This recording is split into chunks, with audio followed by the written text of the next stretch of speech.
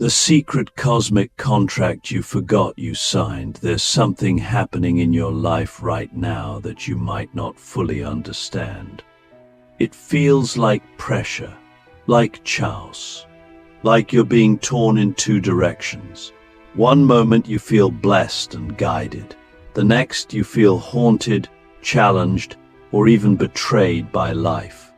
You've asked questions like, why is this happening to me?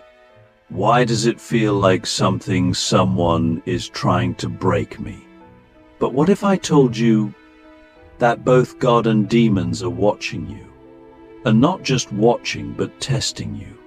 And that these tests are not punishments, but invitations. We don't talk about this enough in the spiritual world. Everyone wants to speak about angels and light, about manifestation and miracles. But very few talk about the tension between the divine and the demonic, the gravitational pull of both forces that test our soul. And the truth is, you are not being singled out because you are weak. You are being tested because you are ready. You are being chosen, not picked at random, but recognized by the universe, by the forces of light and dark, as someone with the potential to awaken. And that awakening, it doesn't happen in comfort. It happens in fire. It happens when both God and demons push on your soul to see what you're truly made of. Let's go deeper. You need to understand something that we've all forgotten. Before you were born, your soul agreed to play a game, a divine game that contains light and shadow, bliss and suffering, clarity and confusion. You said yes to this knowing full well that Earth was a battlefield of consciousness. You agreed to come here not just to experience love, but to earn it. Not just to find peace, but to choose it in the middle of war. And so both the divine and the demonic have been allowed to interact with you, not to destroy you, but to forge you. This is the cosmic contract. This is the secret agreement your soul made with the source. Why would God test you? Because love that is never tested cannot be trusted. Faith that is never challenged cannot be strengthened. You say you want peace, but do you choose peace when everything falls apart? You say you love the light, but do you still love it when the dark surrounds you? You say you trust God, but do you trust when there are no signs, no clarity, no miracles? God's tests are not about cruelty. They are about depth. They are about proving to you what you're truly capable of. They're about preparing you for something bigger than you can imagine. Every divine test is an initiation. It's the universe saying, prove to yourself that you are who you say you are. Now, let's talk about what these tests actually look like in your life, because they're not always dramatic. Sometimes they look like betrayal. Suddenly, someone you trusted turns their back on you. Sometimes they look like stagnation, no progress, no signs, just silence. Sometimes they look like temptation, easy money, shallow love, quick success if you just compromise a little.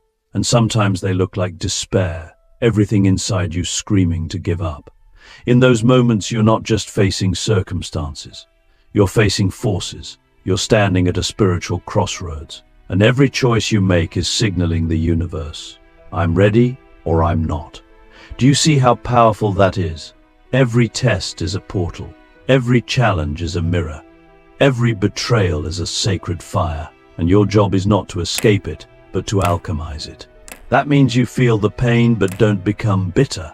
You notice the lie but don't lose your truth.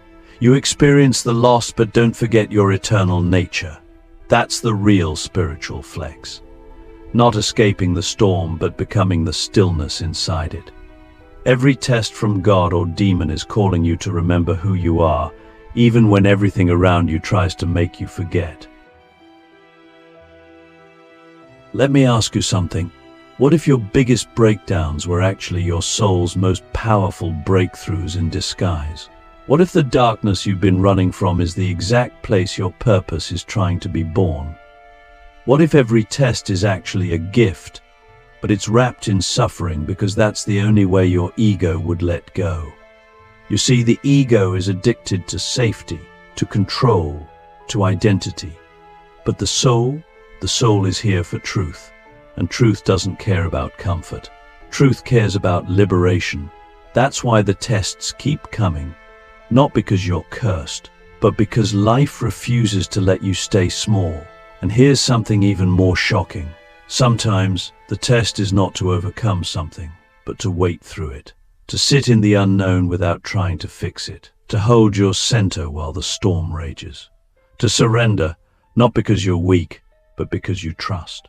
That's one of the hardest tests of all, because it asks for patience, for faith, for inner stillness. And that's when both God and demons lean in and watch. Will they react, or will they rise? I've seen people break under pressure. I've seen people walk away from their path because the fire got too hot. But I've also seen something else. I've seen people become through the pressure. I've seen them remember their voice when everyone else went silent. I've seen them choose love in the middle of hatred. I've seen them walk through the fire and not lose their soul, but find it. And that's who you are. You may not know it yet, but your soul does. You are not the victim of the test. You are the initiate. You are the one who said yes to this. So now, you have a choice. Will you keep running from the tests? Or will you start learning from them? Will you see them as curses? Or will you claim them as gifts? Because once you shift your perspective, everything changes. You start to see the patterns. You start to feel the invitations. You start to recognize that every single challenge is shaping you into the being you were always meant to become. And when you realize that, when you truly, deeply know that, then not even demons can shake you. Because what they meant for harm, God used for refinement. The fire is the temple.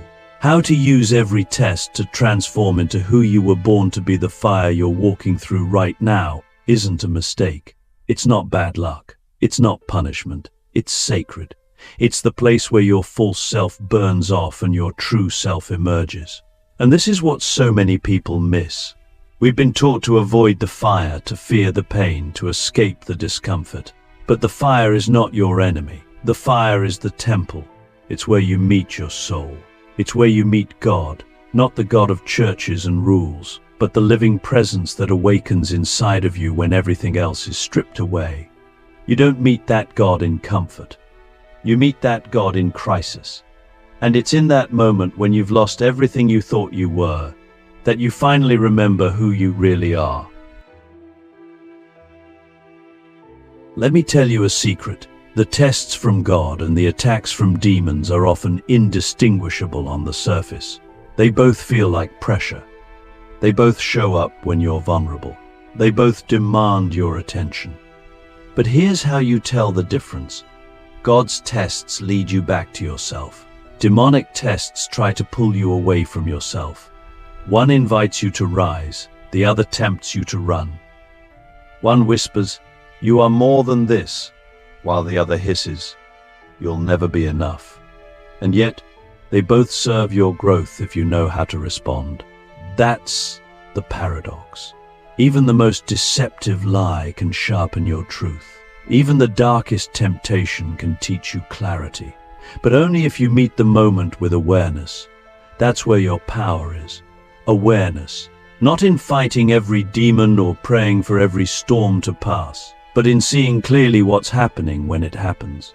Most people go unconscious in their tests. They react, they collapse, they lash out, they numb themselves. But what if, the next time the test comes, you paused? What if you asked, "What is this trying to show me? What part of me is being called to grow? What am I being asked to release?" These questions are weapons. They cut through the illusion. They stop you from spiraling and help you rise. Because every test is a conversation between your soul and the universe. And when you listen deeply, you start to hear the real message. Here's the truth. You are not here to be protected from all pain. You're here to learn how to transform it. And that means facing it, feeling it, walking through it with your eyes open. That's what spiritual warriors do. They don't wait for perfect conditions. They don't beg for ease. They walk into the fire because they know the fire is where the gold is. You've heard that phrase before, turning lead into gold. That's not just alchemy. That's you. Your fear is the lead. Your shame, your regret, your anger, that's the raw material. And when you pass through the fire with awareness, all of that becomes gold. Wisdom, strength, compassion, power. But it doesn't happen by accident. It happens by choice. So here's a practical truth. You have to stop asking for the test to end and start asking for the wisdom to pass it. Every time you say, "Why is this happening to me?" shift it. Say, "What am I meant to see in this?" That one shift changes everything. It turns you from victim to alchemist, from student to master. And over time you start to notice something. The same tests keep showing up until you learn the lesson. The same kinds of people, the same triggers, the same patterns. Why? Because the universe doesn't punish, it teaches. And it will repeat the test until your soul says, "I get it now. I'm ready for the next level." You want to evolve, then you have to show the universe that you're not just saying you're ready, you're living like it. That means setting boundaries you've always avoided. That means speaking your truth, even when your voice shakes. That means choosing integrity when no one is watching. That means being the version of yourself that your soul came here to become. And yes, it's hard. It's lonely. It requires discipline. But it's also the most rewarding path you'll ever walk. Because every time you pass a test, you unlock more of your own power. And once that power is activated, no one can take it from you. Not even the demons. Let's go deeper. Have you ever stopped to ask, why does the darkness even care about stopping me? Why do I feel attacked when I'm on the verge of a breakthrough? Why do things fall apart right before they fall into place? It's because you're becoming dangerous to the illusion. You're waking up. You're seeing through the programming. You're remembering your divinity. And that kind of awakening threatens the entire system of fear and control. When you rise, you don't just free yourself, you start to free others. Your energy becomes contagious. Your truth becomes a beacon. And that's when the tests intensify. Not because you're weak, but because you're close to your next level. And the closer you get, the louder the resistance becomes. So when the pressure builds, don't collapse, pay attention. That's the sign. That's the signal. That's the drumbeat of your next evolution. And the more you walk with this awareness, the less you fear the fire. In fact, you begin to welcome it, because you realize the fire isn't here to burn you down. It's here to burn off everything that's not truly you. Every lie you believed, every mask you wore, every identity you outgrew. The fire is sacred. The fire is medicine. The fire is the initiation into your real life. You were chosen because you're dangerous. How to walk as one who has passed through the fire. There's a moment after the fire, after the tests, after the storms have passed, when everything goes quiet. And in that stillness, something ancient awakens inside of you. Not a thought, not a belief. A knowing. A silent, grounded awareness that says, I have survived what was meant to destroy me. I have faced what most run from. I have walked through fire, and I did not burn. I transformed. That moment is not the end of your journey. It's the beginning of your power, because now you're no longer reacting to life, you are creating from it. You're no longer defined by your wounds, you are wielding the wisdom born from them. You are no longer just a seeker, you have become a carrier of fire. And this is what makes you dangerous. Not in the way the world fears violence or control, but dangerous to the systems that feed on ignorance. Dangerous to the illusions that enslave others. Dangerous to stagnation, to pretense, to fear. Because when someone passes through the divine and demonic tests and remembers who they are, they become unshakable. You don't beg for validation anymore. You don't chase approval. You don't compromise your truth to make others comfortable. You walk differently. You speak differently. You carry a frequency that says, I've seen the dark, I've seen the light, and I choose to walk with both eyes open. That level of embodiment, it's rare, and it's magnetic. Now, people will feel this in you before they understand it. Some will be drawn to you like moths to a flame. Others will be repelled, triggered, even threatened, and that's okay. You were not reborn through fire to be liked. You were reborn to be real, to be a mirror, to be a lighthouse in a world full of fog. But this power comes with responsibility. The more light you carry, the more shadow you can cast if you are not grounded in truth. That's why humility is so important. Not false humility that shrinks, but sacred humility that remembers. I am powerful because I serve something greater than my ego. I am free because I remember I belong to something eternal. So what does life look like after you've passed through the tests? It's not perfect, it's aligned. You start to move with intention. You choose relationships that nourish your soul, not just your wounds. You walk away from anything that drains you, not out of bitterness, but out of self-respect. You create from a deeper place. You speak more slowly. You listen more deeply. You no longer try to force outcomes. You flow with awareness. You stop asking for the path to be easy. You ask for your steps to be guided, and they are.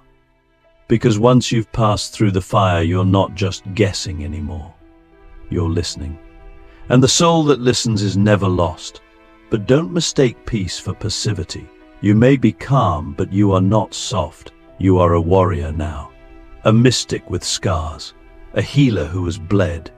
And your presence becomes a disruption. A holy disruption. To every system built on lies. You don't need to preach. Your energy speaks. Your silence speaks. Your actions speak. And when others ask how you became this way, you won't give them a 7-step formula. You'll say, I didn't escape the fire. I faced it. I let it strip me. I let it teach me. And I stopped pretending. That's what the world needs right now. Not more noise. Not more gurus. But embodied souls who live their truth so deeply, they become a living invitation to rise. So here is your next invitation. Stop hiding what the fire gave you. Stop pretending you're still who you were before the test. That version of you is gone, and that's beautiful. You don't owe anyone the old you. You don't have to make yourself small to be relatable. You're not here to blend in. You're here to transmit, and your transmission is your vibration, the way you show up, the way you see, the way you live. And when you live from that place vibrationally clear, spiritually grounded, emotionally real, then every room you enter begins to shift, not because you're trying to change others, but because you've changed yourself. So let me ask you this. What are you doing with the power you've earned? Not the power people gave you. Not the power from status or success. I mean the soul power that you earned in silence, in suffering, in solitude. The power you earned when no one was watching, when you didn't give up, when you kept going even when your heart was breaking. That power is sacred. That power is rare. And the world needs it now more than ever. So don't waste it trying to fit in. Don't waste it trying to explain yourself to people who are committed to misunderstanding you. Use it to light the way. Use it to tell the truth. Use it to wake the sleepers. Because now you know. The fire is real. The demons are real. The tests are real. But so is your power. So is your purpose. So is your God. And when you walk with that knowing, when you walk as one who has passed through the fire, you don't just survive anymore. You lead. You liberate. You ignite. You become the living proof that all the pain was not in vain. That every shadow had a purpose. That both God and demons were part of the same divine dance, designed to awaken your soul.